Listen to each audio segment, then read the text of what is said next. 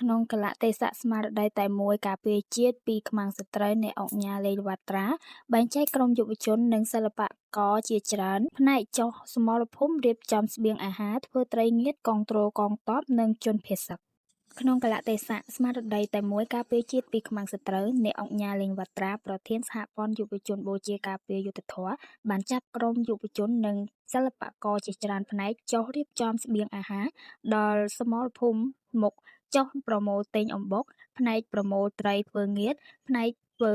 ឆៃពៅផ្នែកអង្ករនិងផ្នែកទទួលអំណោយសប្បុរសធម៌ពីបងប្អូនប្រជាពលរដ្ឋដើម្បីយកទៅចែកជូនដល់វរៈកងទ័ពកំពុងឈរជើងការពារទឹកដីនៅបណ្ដាព្រំដែននិងបងប្អូនប្រជាពលរដ្ឋភៀសសឹកដែលភៀសខ្លួនដោយសារសង្គ្រាមឈ្លានពានរបស់ថៃ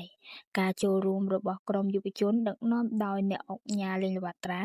ធ្វើឡើងតាមរយៈការអំពាវនាវរបស់សម្ដេចតេជោនាយឯកឧត្តមសេនីយ៍ផុតលេខផ្កាយមាស5ហ៊ុនសែន